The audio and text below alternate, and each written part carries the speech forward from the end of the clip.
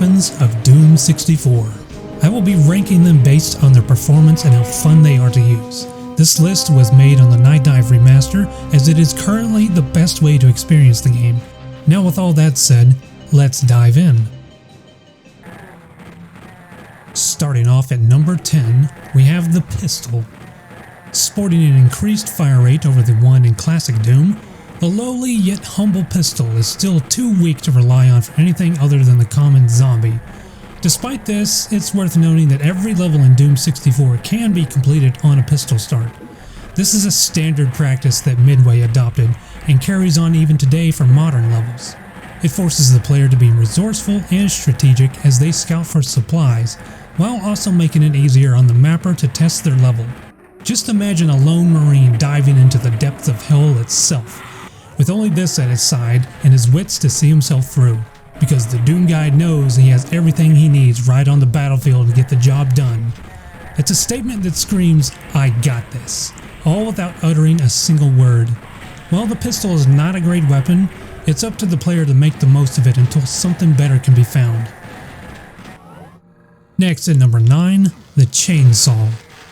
Many things come in pairs in Doom 64. Arachnotrons now fire 2 projectiles at once, pain elementals now have 2 mouths, and the chainsaw gets 2 blades? Weird, but okay. Whatever reason the UAC had for developing this weapon, it's a great tool to stun-lock certain enemies to death, but not much else. If you ever find yourself backed into a corner with a horde of pinkies and specters hungry for your blood, just whip out the old hedge trimmer and go to work. Imps and zombies won't survive long either at the constant onslaught of whirling blades, and cacodemons will think twice before getting close. For everything else though, I'd just pull out a gun and keep your distance. The chainsaw is quite effective at causing monsters to flinch, but it's not worth the risk against Barons or Hell Knights. All it takes for them is a brief second of reprieve to get revenge and clock you, often dealing incredibly high damage if they get an unfortunate damage roll. Now at number 8, the fist. This weapons placement on the list depends entirely on one thing, the Berserk pack. On its own, your fist would pull in last in overall ranking for its slow fire rate and low damage, but getting your hands on the aforementioned power-up turns it into a battering ram, often causing enemies to jib on impact with each swing.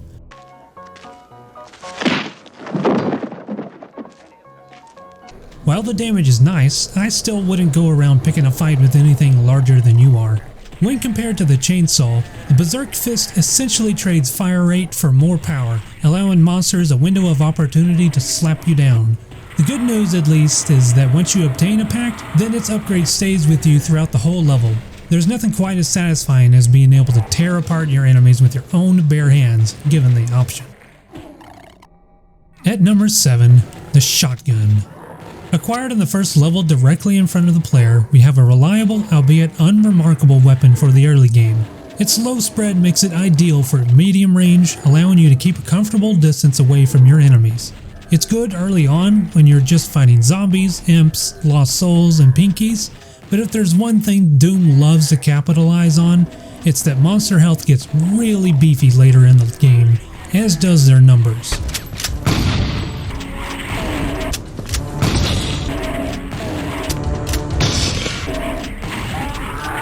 Thankfully, there's no shortage of lesser enemies to face, even down to the final levels.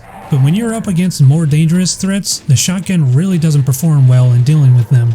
It truly demonstrates the massive power gap in your arsenal, as well as the natural ebb and flow in Doom's combat loop that keeps players coming back to it. Next at number 6, the chain gun.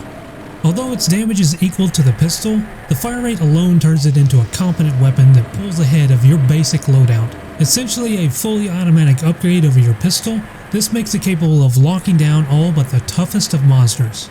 It cannot be understated the importance of being able to stun-lock the infamous pain elemental from spawning more lost souls until you've had one explode in your face. So in that regard, think of it like the chainsaw, but for when you don't want to get close to something.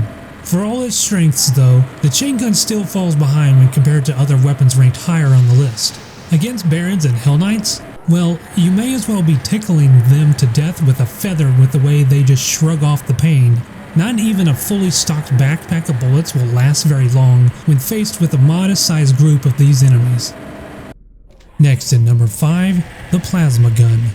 Giving up the chain gun's hit scan for more damage is a fair trade in my eyes, and with a far less irritating sound effect than its classic counterpart, well, Doom 64's first energy weapon is a welcome addition indeed. There isn't much ammo early on, so you'll want to use it sparingly until you're deeper into the hell levels.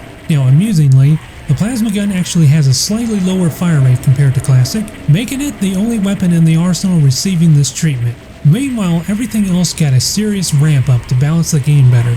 Given the redesign of the monsters, Doom 64 is just a far more aggressive and chaotic experience in my opinion, and therefore the weapons needed to perform better to compensate.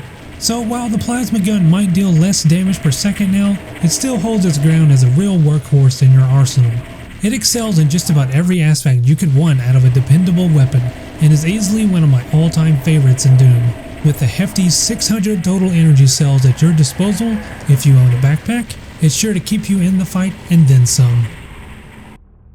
Now at number 4, the rocket launcher. Acquired quite early into your journey, this weapon should be a good indicator of what you'll be up against. Got a tightly packed group of zombie men in your way? Give them a rocket. Pinky's charging at you? Give them a rocket. Pissed off some barons and hell knights? Now we're talking. A rocket launcher is a double-edged sword, in that it can be very punishing if you're reckless or one of the most important tools on hand. With the exception of Lost Souls, projectiles have incredibly good tracking, letting you stay clear of incoming splash damage that's sure to follow.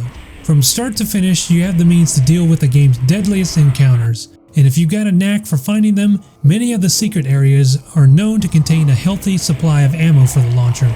Just don't lean too heavily on it, or you'll find yourself running dry at the worst possible time. All in all, the rocket launcher is a sure bet to surviving your trek through hell. Now at number 3, the BFG 9000.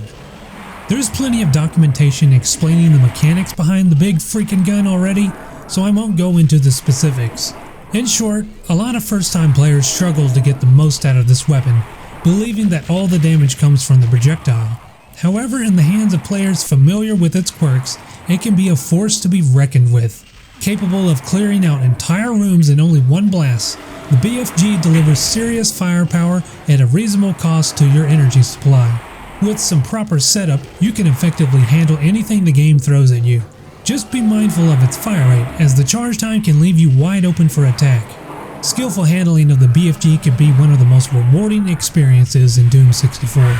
Only the bravest of gamers have what it takes to charge down a cyber demon, dump their cells into his groin, then sit back and watch him reel in pain like a wizard casted testicular torsion on the poor bastard. Now at number 2, the Unmaker. To most players, this weapon is merely a laser pointer made of flesh and bone. They will likely try it once, then never touch it again, not knowing it's a multi-stage weapon. Initially, its power falls behind the plasma gun, but has the advantage of being a near-instant beam. If you can manage to reach the secret levels though, and somehow figure out their cryptic puzzles, then the keys to unlocking the Unmaker's true potential are yours. Each upgrade takes it from surpassing the plasma gun to outright rivaling the BFG. With 2 super weapons at your disposal using the same ammo type, the question arises, which one to use? Given the BFG's reliance on positioning, I'd almost certainly prefer the Unmaker every time. It gives you a wide area of coverage while having a very fast fire rate. Then consider its ability to stun lock most enemies, including the Mother Demon, then you've got yourself a truly broken weapon on your hands. Finally, at number 1, the Super Shotgun. Logic would tell you that 2 barrels means twice the firepower, but the rules don't apply to this monstrosity of a weapon. If they did, then we would be certainly calling this the double-barreled shotgun instead. But here's the truth of the matter. If you manage to connect with every pellet from the blast, then you deal triple that of the standard shotgun's damage. By comparison, that equates to a single shot from the rocket launcher, but without the risk of taking splash damage. So what makes this weapon special, you ask? If only the original devs knew what they had wrought when Doom 64 hit the streets in 1997.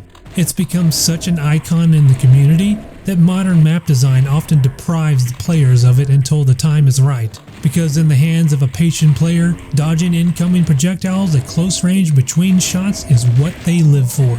The Super Shotgun is not just any weapon. To veterans of Doom, it's a divine instrument of wrath, and you are its wielder. Nothing is more personal, more visceral than letting the demons see the sheer, unbridled fury in your eyes as you gun them down. Against the forces of hell, there is only one solution. You blast the last-living demon right between their beady little eyes.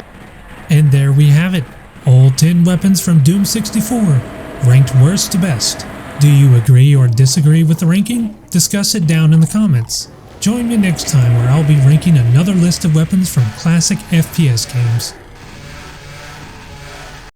If you've made it this far into the video, then I thank you for sticking around.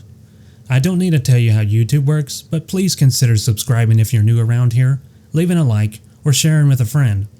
Making a video like this does take a lot of work to produce, so that kind of stuff really goes a long way to helping me out. I also stream nearly every day on both YouTube and Twitch, where I do speedruns or retro achievements. So if that's something you might be interested in, then head over to your platform of choice where you can catch me when I'm live. Until then, stay safe and comfy out there.